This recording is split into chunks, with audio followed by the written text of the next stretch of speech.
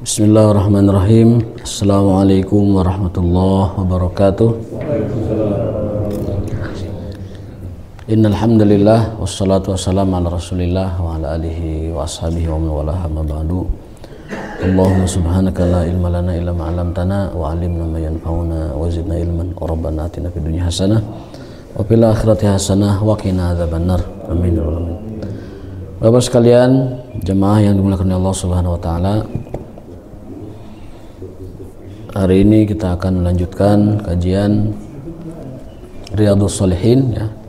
Kita ambil 2 hari Riyadhus Shalihin agar lebih cepat berjalan ke tengahnya.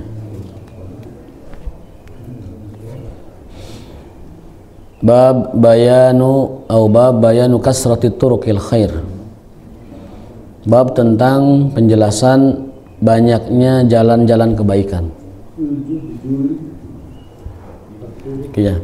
Kasrati turukil khair, bayanu kasrati turukil khair, bahwa jalan-jalan kebaikan itu sangat banyak.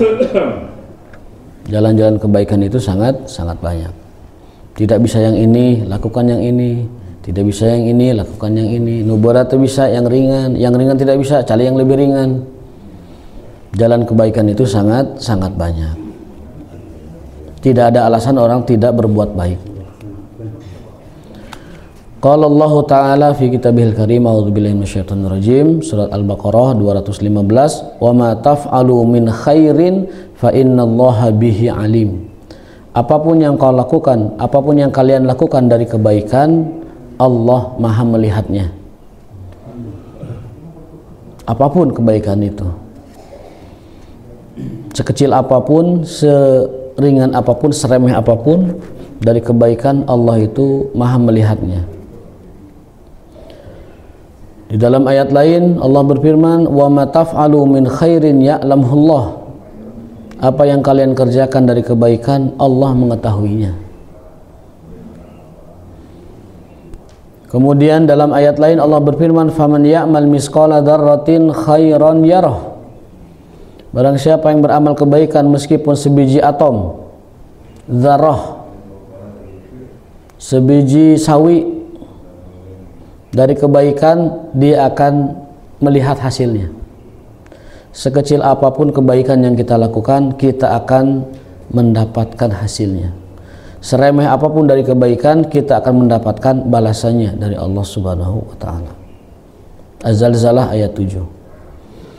Di dalam surat lain Allah berfirman, man amila sholihan falinafsih. Barang siapa yang beramal soleh, maka itu hakikatnya adalah untuk dirinya sendiri. Allah tidak memerlukan amal soleh kita, dan itu tidak berpengaruh bagi Allah. Tetapi kebaikan, kesolehan itu semuanya kembali kepada kita pada akhirnya. Man amila sholihan falinafsih. Dulu sempat kita bahas ayat Allah Ta'ala, in ahsantum li anfusikum. Jika kau berbuat ihsan, maka ihsan itu hakikatnya untuk kalian sendiri. In ahsantum li anfusikum wa in asatum falaha. Begitu juga keburukan. Jadi hakikatnya akan kembali kebaikannya itu kepada kita sendiri. Dulu kita pernah mungkin belajar teori kepak sayap burung ya. Jadi ternyata kepak sayap burung di Indonesia itu berpengaruh kepada badai di Arizona. Terus fosfat yang di Afrika itu berpengaruh kepada lebatnya hutan Kalimantan dan Amazon. Kan gurun itu kan banyak mengandung fosfatnya. Dan itu baik buat pepohonan. Itu kalau dia nguap di malam hari 70 jam sampai ke Amazon subur itu. Dan itu berlangsung ribuan tahun. Itu namanya law of attraction. Jadi segala sesuatu itu saling berkaitan sebenarnya. Kebaikan pun sama. Dulu guru kita mengilustrasikan, kalau kita buang sampah di kopo sembarangan, itu banjirnya itu nanti akan ke kita juga. Entah muter kemana dulu, banjir ke kita juga. In ahsantum li anfusikum wa in asatum falaha. Jika kau berbuat baik, itu hakikatnya maslahat buat kamu sendiri. Dan jika kamu berbuat buruk, maka keburukan itu juga nanti akan balik kepada diri kamu sendiri. Itu yang harus ditanamkan bagi kita setiap muslim, bahkan mungkin setiap insan bangsa Indonesia. Kebaikan kita kembali kepada kita, keburukan kita kembali kepada keburukan kita. Orang buang sampah sembarangan, nanti musibahnya kena kita juga. Mungkin dengan cara yang jauh dulu muternya, tapi kembali ke kita. Ya, orang agama lain mungkin menyebutnya karma ya. Karma baik akan balik ke kita, karma buruk kita menyebutnya adalah in ahsantum ahsantum li anfusikum wa in asatum falaha. Hal jazaul ihsan illal ihsan. Tidak ada kebaikan ihsan kecuali ihsan lagi. Ada orang al-ihsan ya? Masya Allah. Itu ayat-ayatnya sudah disampaikan oleh Imam Nawawi dalam kitab Riyadhus Shalihin. Itu sangat kuat sekali pondasinya, bahwa setiap kebaikan yang kita lakukan Allah Maha melihatnya. Setiap kebaikan sebiji sawi sekalipun Allah melihatnya. Dan sekecil apapun kebaikan itu akan kembali maslahatnya kepada diri kita sendiri. Meskipun secara zahir kita tidak tahu ini apa manfaatnya buat kita, tapi itu akan kembali kepada kita. Beberapa hadis yang berkenaan dengan jalan-jalan kebaikan, diantaranya hadis yang pertama dari Abu Dzar, an Abi Dzarrin Jundab ibnu Junadah. Abu Dzar Al-Ghifari itu nama aslinya Jundab bin Junadah. Radhiyallahu anhu qala qultu ya Rasulullah ayyul a'mali afdal? Wahai Rasulullah, amalan apa yang paling afdal? Qala al-imanu billah wal jihadu fi sabilillah. Yang pertama adalah iman kepada Allah, yang kedua jihad fi sabilillah. Qultu ayyur riqabi afdal? Sahaya apa yang paling afdal? Beliau SAW menjawab anfusuha inda ahliha, yang paling berguna untuk majikannya, yang paling berguna untuk pemiliknya, wa aksaruha samanan, dan paling mahal. Qultu fa illam af'al, bagaimana kalau aku tidak bisa melakukan kebaikan itu? Jihad itu bisa, kemudian merdekakan budak yang paling berharga juga tidak bisa. Apa yang aku bisa lakukan ya Rasulullah? Kita kenal Abu Dzar itu sahabat yang termasuk kategori tidak mampu. Ketika perang Tabuk, orang pada punya bekal perang ke Tabuk, Abu Dzar tuh jalan sendiri, jalan kaki, mau perang Tabuk jalan kaki. Yang lain tuh punya kendaraan, punya peralatan-peralatan perang dan lain sebagainya. Abu Dzar tuh tidak punya, karena orang tidak punya. Tapi semangatnya itu tidak patah, walaupun dia tidak punya apa-apa, berangkat ngincik ke Tabuk 1000 km. Dari Madinah ke Tabuk untuk melawan Romawi. Yang lain tuh pada punya bekal, dia tuh nggak ada. Berangkat sendiri. Sampai Rasul memujinya. Abu Dzar ini luar biasa. Dia hidup sendirian, kemudian mati pun sendirian, nanti dibangkitkan pun sendirian. Ya isyu wahidan, wa yamutu wahidan, wa sayu ba'asu wahidan. Abu Dzar luar biasa. Ya. Tidak punya apa-apa, tapi semangat kebaikannya itu luar biasa. Sampai-sampai ketika ada jihad, dia tidak punya bekal, ngincing kan itu. Imam Malik juga pernah mengatakan begini, kalau ada anak muda di Afrika bisa berjalan ke tanah suci untuk rukun wajib haji, mampunya di situ, berangkat jalan kaki. Afrika kan jauh tuh ke Mekah, tapi dia mampu berjalan, lakukan. Nu bisa ku sapeda, nu bisa ku motor, nu bisa lempang. Yang penting rukun wajib haji itu ditunaikan kalau dia mampu. Di kita nggak mungkin naik sepeda, naik motor juga mungkin bisa rangsak badan kita. Kemudian apalagi jalan kaki, ya bisanya beli ongkos dengan pesawat, ya diusahakan. Menabung itu kalau niat kita benar mau haji, menabung, daftar dan sebagainya. Mudah-mudahan Allah mudahkan kita untuk menunaikan kewajiban kelima, yaitu fardhatul haji. Amin ya rabbal alamin. Kata Abu Dzar, ya Rasulullah, saya tidak bisa melakukan amal-amal afdol itu, berjihad. Ya, ini ketawaduan Abu Dzar ya, karena beliau sendiri ketika di Tabuk berangkat sendiri di perang Tabuk. Ya. Nabi juga punya sahabat yang lucu, yang sering berhumor dengan Rasulullah. Rasul terhibur tuh sama orang itu. Sampai dikatakan orang ini hidupnya ketawa, matinya pun ketawa, nanti dibangkitkan juga ketawa. karena lucu gitu. Saya lupa namanya itu, sahabat Rasulullah SAW. Jadi lengkap sahabat itu. Aya tukang bodorna aya anu tadi seperti Abu Dzar sosoranganan wae aya gitu.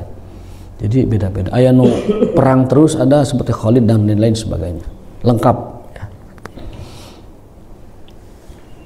Kata Rasulullah, kalau kamu tidak punya apa-apa atau tidak bisa juga melakukan yang tadi yang afdol itu, yang berat-berat itu, bisa kamu lakukan tu'inu shani'an. Kau bantulah orang yang tidak punya.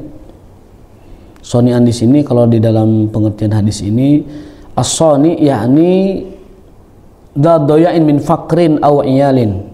Jadi orang yang tidak punya apa-apa. Ya, kamu bantulah orang yang tidak punya apa-apa. Au tasna'u li akhraq. Atau kamu bantu orang untuk melakukan pekerjaannya. Lagi ngangkat beas, bantuan ngangkat beasna. Lagi motornya mogok, bantuan motornya mogok supaya hidup. Jadi kebaikan itu sangat banyak jalannya. Yang paling abdolnya iman, keduanya jihad, ketiganya adalah merdekakan budak yang paling berharga. Berikutnya kalau tidak bisa kita bantu orang yang nggak punya dengan seperak dua perak. Itu nggak bisa juga, bantu pekerjaan orang lain, mudahkan urusan orang lain. Punya boncengan motor kosong, ajak bonceng, ayo ikut. Orang lagi tidak ada air, embernya kadekan usian. Begitu. Atau orang lagi ngangkat beas, bantu orang ngangkat beasna. Arti jalan kebaikan itu sangat banyak. Kata Rasulullah, kalau kamu tidak bisa yang besar-besar, lakukan yang kecil-kecil. Au tasna'u li akhraq. Qultu ya Rasulullah, ara'aita in da'uftu an ba'dil amal. Qala, ya Rasulullah, kalau itu juga nggak bisa gimana? Tuh bisa mantuan mau beas, tuh bisa mantuan ngabonceng batu, tuh bisa mantuan nyicikeun cai, tuh bisa mantuan segala rupa. Gimana ya Rasulullah? Ada amal lain enggak? Qala takufu syarrak aninnas. Ulah ngarugikeun batur. Ulah ngarugikeun batur. Tuh bisa berbuat baik enggak apa-apa, udah menang baik, cicing baik sudah. Menang baik.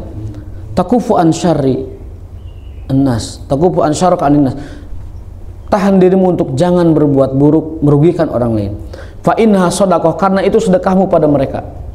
Jadi kita tidak merugikan orang lain, itu sedekah kita buat mereka. Fa inha shadaqatun minka ala nafsika, bahkan itu sedekahmu untuk dirimu sendiri.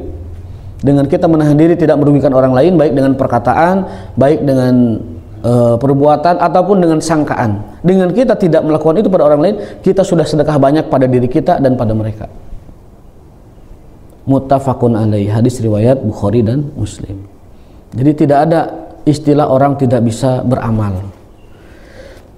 Amal besar tidak bisa, amal biasa, yang ringan, yang sedang tidak bisa juga, yang paling ringan tidak bisa juga. Udah, jangan merugikan orang lain. Jangan merugikan orang lain. Puncak akhlak itu 3, Pak.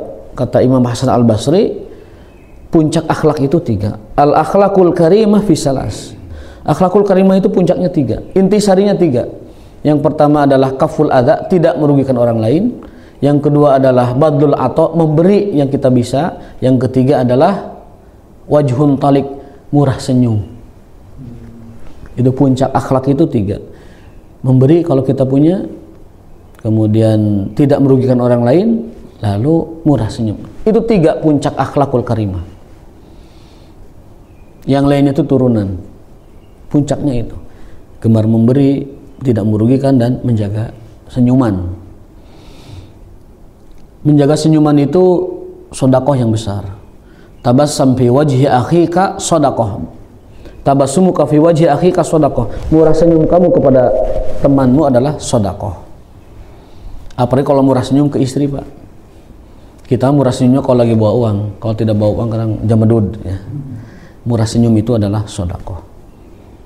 Bahkan saya pernah dengar kalau orang ingin awet muda dan sehat itu perbanyak senyum, 1 kali 20 kali, 1 hari 20 kali.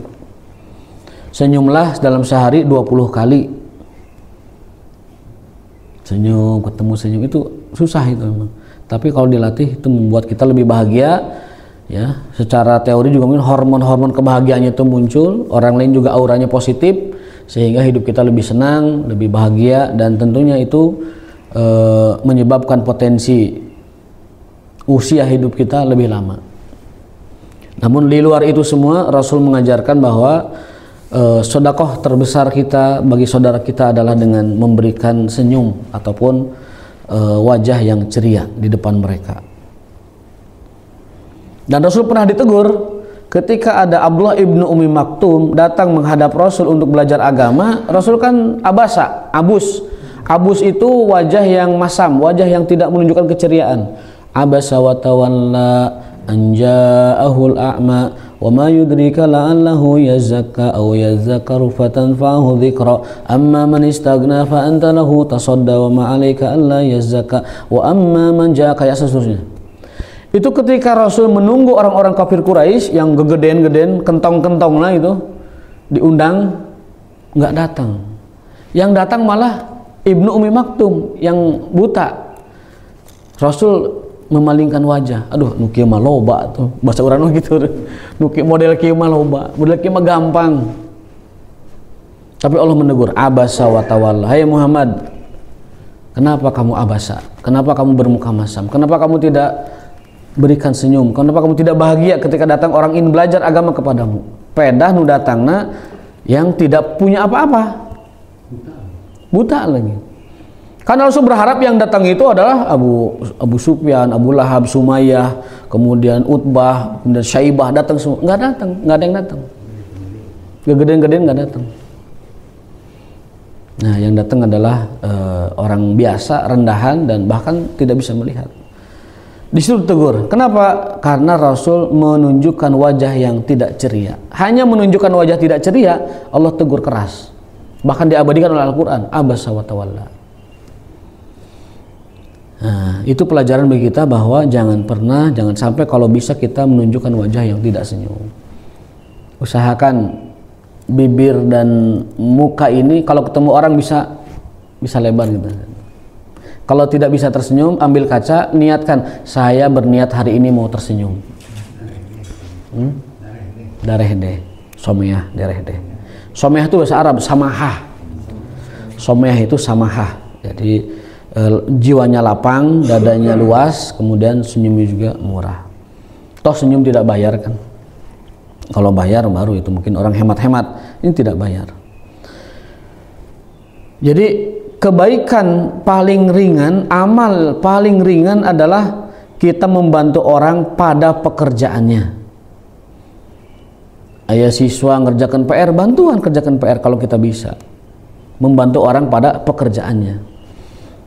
Ada orang lagi sasapu dan kita bisa membantu, bantuan sasapuna. Ada orang bisa ngangkat apa, kita bantuin, angkatin. Ada orang mogok, mobilnya mogok, bantuin, turun dulu, bantuin, dorong dulu. Tapi hati-hati, kunci dulu pintu mobil kitanya. Bisi di bangsat ku batur dan lain sebagainya ya.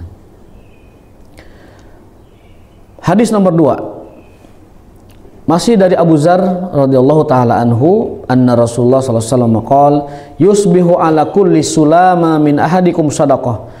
Kita ini Pak wajib bersedekah dari setiap ruas buku di dalam diri kita.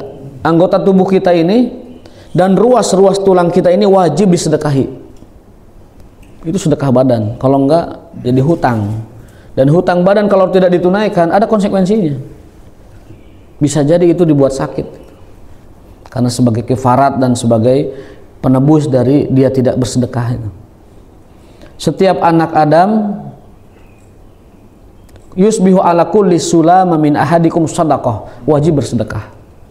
Setiap ruas, setiap anggota tubuh, ginjal itu wajib disedekahi, paru-paru wajib disedekahi, apalagi usus wajib disedekahi, ruas-ruas tulang ini wajib disedekahi semuanya, wajib. Bagaimana caranya? Karena sahabat protes, ya Rasul tidak semua kita bisa bersedekah. Ada yang kaya, ada yang tidak kaya, ada yang mampu, ada yang tidak mampu. Kata Rasulullah, bisa apa? Fakullu tasbihatin shadaqah. Kamu bisa bersedekah dengan tasbih. Subhanallah. Sedekah. Jadi kalau saat kita bernapas, Subhanallah, ya Allah, ini sedekah saya untuk paru-paru saya. Subhanallah, ini sedekah saya untuk jantung saya. Subhanallah, ini sedekah saya untuk mata saya. Setiap anggota tubuh kita, bahkan ruas-ruas tulang kita itu wajib disedekahi. Dengan apa sedekahnya? Kalau dengan ada sedekah, sedekah seperti biasa. Kalau tidak ada, fakulu tasbihatin shadaqah. Sedekahilah dengan tasbih. Wa kullu tahmidatin shadaqah. Setiap tahmid sedekah. Alhamdulillah. Bisa minum, alhamdulillah. Bisa duduk, alhamdulillah. Bisa berbicara, alhamdulillah. Bisa makan, alhamdulillah. Nah, itulah sedekah kita dari anggota tubuh kita. Wa kullu tahlilatin shadaqah, bahkan setiap tahlil itu juga sedekah. Wa kullu takbiratin shadaqah, takbir kita sedekah. Kalau kita gabungkan jadinya apa? Subhanallah walhamdulillah wala ilaha illallah wallahu akbar. Baqiyatus sholihat lagi, anggar kembali ke situ zikir itu, nggak akan kemana-mana. Wa amrum bil ma'ruf shadaqah, menyuruh yang baik itu sedekah, ngajak sholat, ngajak ngaji, ngajak berzikir, ngajak taklim itu sedekah. Wa nahyun anil munkari sedekah, mencegah yang munkar juga sedekah. Wa yujzi'u min dzalika rak'atani yarka'uhuma minal duha. Dan itu semua dapat di cover atau dicukupi dengan 2 rakaat sunnah duha. Sedekah yang 360 anggota tubuh kita itu dapat di-cover dengan 2 rakaat sunnah duha. Hadis riwayat Muslim, hadis sahih riwayat Imam Muslim. Luar biasa dahsyatnya itu sholat duha. Di dalam sebuah hadis, Abu Hurairah pernah mengatakan, "Ausani khalili, kekasihku Rasulullah berwasiat kepadaku untuk tidak aku tinggalkan sampai aku mati." Rasulullah mewasiatkanku 3 hal yang tidak boleh aku tinggalkan sampai aku mati. Berarti ini wasiat mati ini. Wahai Abu Hurairah, jangan kau lupakan, jangan kau tinggalkan sampai kau mati ini amalan. Ausani khalil Rasulullah an la ada'a salas hatta an amuta, sampai aku mati. Yang pertama adalah sunnatud duha, salat sunnah duha. Duha pertama itu waktu syuruk, awalu duha.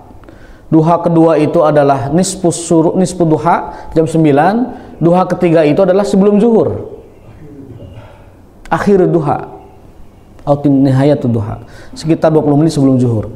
Dari 3 waktu ini usahakan salah satunya jangan ditinggalkan. Itu wasiat Rasulullah sampai kita mati.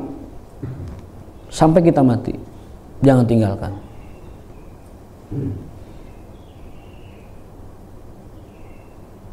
Kalau mau dirinci bisa juga, awal duha itu agar kita mendapatkan pahala yang banyak setara dengan umroh yang diterima sebanyak 3 kali. Kaman ada umrotan tamatan. Itu fadilah syuruk berdasarkan hadis Ibnu Abbas. Lalu waktu duha yang kedua atau nisfu duha itu waktunya hatta tarmudal fisal, sampai anak unta itu kepanasan sekitar jam 9-an. Anak onta kerengariung, bala-bala gehula segala macam gitu. Matahari mulai naik, panas, bubar tuh anak onta. Nah, itulah waktu duha. Jam sabaraha tah? Jam 8, jam 8. Pas matahari lagi teriknya buat sesatuan lah, sehingga mereka ngencar. Apa faedah dari duha kedua ini? Melancarkan rizki. Dalam hadis kata Allah Ta'ala, hadis qudsi berarti, kau tunaikanlah 4 rakaat duha untukku, sisanya aku cukupi. Artinya apa? Kau tunaikan 4 rakaat sunat duha, keperluan kebutuhanmu aku cukupi. Artinya aku lancarkan rezekimu dan kecukupanmu. Tengah duha. Makanya nanti kalau duhanya tengah-tengah, eta loba pangabutuh berarti. Memang perlu kepada Allahnya. Anu duhana di awal, eta menyangan pahala umroh. Anu duhana di tengah, pengen lancar rezeki, proyeknya, sholatnya, usahanya, pengen lancar juga maksud-maksudnya, itu diwasilahan dengan sholat sunnah duha di tengah waktu jam 9. Lalu akhir duha itu sebelum zuhur, dan faedahnya adalah yasrif anhu as-su'ul, menjauhkan dari musibah dan bala. Jadi duha akhir untuk menjauhkan musibah duha tengah untuk mendatangkan rezeki, duha awal untuk memperbanyak pahala. Afdolnya gimana? Semuanya kalau bisa. Di awal waktu kita duha, di tengah waktu kita duha, di akhir waktu kita duha. Totalnya berapa? 8. Maka Rasulullah bersabda tentang orang yang sunnah duhanya 8 rakaat, man sholat duha, barang siapa yang sunnah duhanya 8 rakaat semuanya, banallahu baitan fil jannah, Allah bangunkan istana di surga. Yang duhanya 8, banallahu baitan fil jannah, Allah bangunkan istana di surga. Jadi anu dua di awal menang umroh, dua di tengah menang rezeki, dua di akhir menang dijauhkan dari musibah. Lamun sakabehna diamalkan 8 rakaat, Allah bangunkan istana rumah di surga. Tidak berat duha itu, gampang itu mah. Tidak berat. Hanya 2 rakaat. Kalau mau sempurna 8. Anu berat mah ngamimitiana. Makanya istiqomah mah rukunna teh 3, Pak. Hiji sering-seringlah gaul jeung nu saroleh ka bawah eta. Anu kadua sering-sering talabul ilmi ulah bolos. Anu katilu Allahumma paksakeun. 3 istiqomah rukunna. Talabul ilmi, suhbatus sholihah, Allahumma paksakeun, atau mujahadah bahasa apa namanya, bahasa agamanya. Maksakan. Kalau kita memaksakan, maksa lama-lama biasa. Kalau sudah biasa lama-lama suka. Kalau sudah suka jatuh cinta. Kalau sudah cinta jangankan duha, lautan juga diseberangi, gunung juga dinaiki. Kalau sudah cinta, buktinya apa? Banyak orang Jawa Barat nikah ke Sumatera, ke Kalimantan, karena cinta. Orang Kalimantan aja Pak Haji ini ke orang Sunda karena cinta. Laut pun diseberang. Nah, duha sunnah-sunnah dan wajib-wajiban juga begitu. Malas berjamaah, paksakan. Kalau kita memaksakan, kuat niat kita, fisik itu akan tunduk pada jiwa. Ada pepatah Arab, in kanatin nufusu kibaron taibat fitibaihil ajsamu. Kalau niat itu kuat, fisik itu tunduk padanya. Kalau kita kuat niatnya, fisik tunduk padanya. In kanatin nufusu kibar, kalau jiwa kita ini besar, maka fisik itu, raga itu akan tunduk padanya. Ada orang tua Indonesia di Madinah, kakinya satunya pakai tongkat, ikut qiyam 1 juz semalam di Masjid Nabawi. Sampai itu membuat takjub syekh di sana. Diceritakan dalam ceramahnya di YouTube saya dengar. Saya takjub dengan orang Indonesia. Syekh kabirusin, umurnya sudah sangat sepuh, tapi qiyamnya ngalahin kita yang muda-muda. Ketika ditanya oleh salah seorang orang Indonesia, tolong tanyakan pada dia apa motivasinya. Tadi ingin mendapatkan kebaikan yang banyak dari ikut qiyam di Masjid Nabawi. Nah itu, in kanatin nufusu kibara taibat fitibaihil ajsamu. Kalau jiwa ini kuat, kalau jiwa ini teguh, fisik itu akan tunduk padanya. Kecuali kalau memang sudah benar-benar uzur balik lagi, itu memang sudah muammar, memang Allah sudah tentukan demikian. Tapi kalau hanya kemalasan, kalau hanya keengganan, itu harus dipaksa. Lama-lama setelah paksa jadi biasa, setelah biasa jadi cinta. Kalau sudah cinta, waduh Pak, Selat Sunda juga tidak ada apa-apanya itu. Nah, di Kojayan kalau sudah cinta itu. Saya aja dari Kuningan karena cinta, berkata asik, ngabring 3 mobil, sudah cinta. Begitu kalau sudah cinta. Jadi karena itulah kita dalam amal sunnah. Kenapa anak-anak tidak pernah capek? Anak-anak sakumaha we ulin ti isu sampai ke sore ngojay kayak main bola, teu pernah capek lamun teu digeingkeun ku kolotna. Kenapa? Senang, ceria, suka dengan yang dia lakukan. Begitu juga kita dengan ibadah. Kalau kita suka, kalau kita cinta dengan ibadah kita, setelah kita paksakan berlatih, mentadrib, kemudian meriadah diri kita, lama-lama juga jiwa kita akan menundukkan fisik kita. Anak-anak tidak pernah capek bermain karena dia suka. Tapi mulai dia berpikir, mulai dewasa, gede-gede, tua, itu juga malas main, itu capek juga dia. Tapi ketika senang, itu tidak dia rasakan. Belajarlah dari anak-anak yang tidak pernah capek ketika dia suka dan senang dengan permainannya atau yang dia lakukan. Touring nggak capek, walaupun bolak-balik Ranca Buaya karena senang. PP ranca buaya 300 km bayangkan eta umat terangsak eta bujurna rangsak tapi kita bela ya pastinya rangsak kita bela sanajan ini rangsak tapi karena senang kita. Nah itu kalau sudah cinta begitu. Ibadah pun demikian, sholat kita, berjamaah kita, tilawah kita, tadarus kita, kalau kita paksakan tidak ada apa-apanya selama niat kita teguh dan kuat. Pegang ini pepatah Arab, ada benarnya. In kanatin nufusu kibar, jika jiwa itu besar, jiwa itu kuat, jiwa itu tangguh, maka fisik akan tunduk mengikutinya. Ta'ibat bitibal insan, dia tidak punya kuasa kecuali untuk tunduk kepada jiwa itu.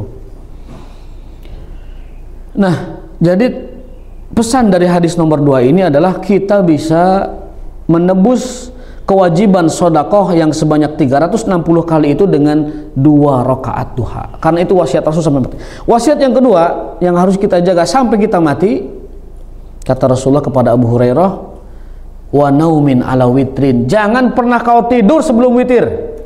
Ulah sare muncan witir. Wa naumin ala witrin, sunnah witir. Sarokaat cukup, cukup dulu loba. Maksimal 11, minimal 1 kata Imam Syafi'i rahimahullah ta'ala. Jadi ba'da isya ba'da isya langsung tutup dengan witir 1 rakaat. Salat isya, kemudian ba'diyah 1 rakaat, kemudian witir. Ba'diyah 2 rakaat, mohon maaf. Salat isya 4 rakaat, ba'diyah 2, tutup witir 1 rakaat. Baik di sini atau di rumah silahkan, tidak apa-apa. Bahkan abdolnya di rumah kalau kita lihat abdolan. Wa naumin ala witrin, jangan kamu tidur wahai Abu Hurairah sebelum kamu witir. Nanti kalau tengah malam bangun lagi mau tahajud aja, tidak usah witir lagi, kan udah witir begitu. Terus saya mah bisa bangun tiap malam tidak pernah abdol. Alhamdulillah kalau dia punya keyakinan akan bangun ya witirin nanti. Dalam hadis Nabi, kalau kamu sedang tahajud melihat malam sudah mendekati subuh, segera witir. Tutup dulu malammu sebelum datang subuh. Jadi witir itu boleh setelah isya, sebelum tidur, boleh juga sebelum subuh, setelah tahajud, boleh. Kenapa Nabi berpesannya jangan pernah kamu tidur sebelum witir? Karena Nabi yang beliau lihat adalah keumuman umatnya berat melaksanakan ibadah malam. Jadi Rasul mengambilnya standar umum. Dan para sahabat juga ada yang begitu, mereka witirnya sebelum tidur. Karena khawatir malam itu tidak kuasa bangun atau tidak kuat bangun karena saking lelah dan ngantuknya. Tapi kalau kita yakin malam akan bangun, ya udah witir nanti aja malam. Abdolnya sebelum subuh. Sebelum subuh. Tapi standar patokannya sebelum tidur. Kalau kau bisa bangun di tengah malam, lakukan witir di akhir sebelum subuh. Tapi kalau kita standarnya orang-orang biasa, bukan ahli qiyam, witirlah sebelum tidur. Wasiat ketiga adalah untuk berpuasa 3 hari setiap bulan. Nah, jamaah sekalian, sholat duha dapat mengcover sodakoh kita yang wajib sebanyak 360 sodakoh. Ya, kata ulama suluk, kata ulama tasawuf, kalau sodakoh badan itu tidak ditunaikan, dia akan menagihnya sendiri. Dia akan menagihnya sendiri dengan cara dia sendiri. Maka supaya dia tidak nagih ke kita, tuntutan itu penuhi dengan sodakoh. Minimal tidak bisa dengan barang, tidak benda, dengan zikir tadi. Subhanallah, walhamdulillah, wala ilaha illallah akbar. Itu sudah 5 tuh, subhanallah, walhamdulillah, wala ilaha illallah, wallahu akbar. Riwayat Utsman bin Affan satu lagi, wala haula wala quwata illa billah. Itu sudah 5 zikir. Berarti 5 anggota tubuh sudah kita sedekahi. Yang tadi kita baca itu 5 anggota tubuh. Itu minimal jantung sudah, paru-paru sudah, ginjal sudah. Yang penting-penting dulu lah. Ya, benar. Nanti tambahannya untuk sodakoh buku nu ieu, sodakoh ruas nu ieu, sodakoh nu ieu, sodakoh nu ieu, sampai genap 360. Ternyata medis modern membuktikan jumlah dari ruas dan buku tubuh kita, kata dunia modern medis, sebanyak yang disebutkan oleh Rasul SAW. Padahal Rasul itu ummi, tidak bisa baca, tidak bisa tulis saat itu, tapi bisa tahu kenapa ruas manusia ada 360. Dari siapa kalau bukan dari Tuhannya, dari Allah Subhanahu wa taala. Itu nubuat dari Rasulullah SAW Beliau menerangkan manusia itu luasnya sebanyak itu. Padahal kita tidak pernah tahu di zaman itu ada dokter yang bisa menjelaskan seperti itu, tidak pernah tahu. Itulah kehebatan Rasulullah SAW yang beliau terima ilmunya dari Allah Subhanahu wa Ta'ala. Masih ada waktu? Hadis ketiga, satu lagi ya, tiga hadis lah cukup lah. Nah, Ats-tsalisu anhu, masih dari Abu Dzar Al-Ghifari. Beliau menceritakan bahwa Nabi SAW pernah ditampakkan kepada beliau kebaikan umatnya dan keburukan umatnya. Uridat alayya a'malu ummati hasanuha wa sayyi'uha. Aku pernah diberitahu oleh Allah kebaikan umatku dan keburukan umatku. Fawajadtu fi mahasini a'maliha al-adza yumatu anit thariq. Aku dapati dari kumpulan kebaikan untuk umatku adalah menjauhkan duri dari jalanan. Artinya apa? Kebaikan sekecil apapun seperti menjauhkan duri dari jalanan itu termasuk dari daftar kebaikan umatku. Min mahasini a'maliha al-adza yumatu anit thariq. Wa wajadtu fi masawi'i a'maliha, dan aku dapati keburukan umatku dalam perbuatan mereka an-nukha'ah takunu fil masjid la tudfan. Ada liur, ada leho, ada kotoran di masjid tidak dikubur.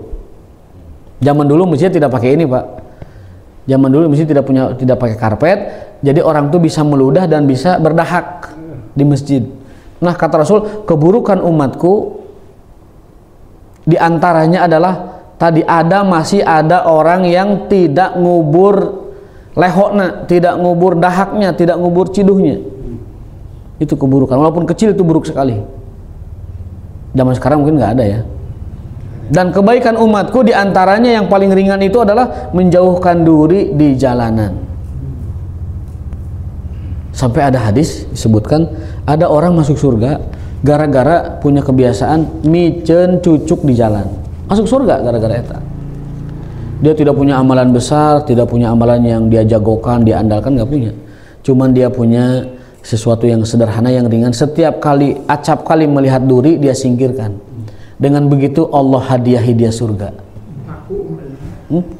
Paku ge rupa-rupa anu pakai payung paku teh, aya nu tidak payung, ada juga ini kawat-kawat gitu ya, dan lain sebagainya. Nah, kita punya kebiasaan setiap melihat itu menyingkirkannya. Itu Rasulullah SAW, Allah menghadiahi surga bagi orang tersebut. Jadi kebaikan itu bisa dengan cara yang paling mudah, cara yang paling kecil, cara yang paling tidak membutuhkan apa-apa dari kita. Singkirkan dulu di jalan, kemudian berwajah senyum, ya. Kemudian sunnah duha, itu membuat diri kita cukup banyak melakukan amal soleh di hari kita sehari-harinya.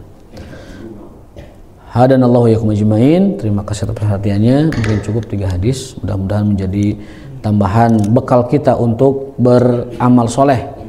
Amin ya rabbal alamin. Karena soleh itu wajib, yang lainnya itu bonus. Subhanakallahumma wa bihamdika asyhadu an la ilaha illa anta astaghfiruka wa atubu ilaik. Assalamualaikum warahmatullahi wabarakatuh.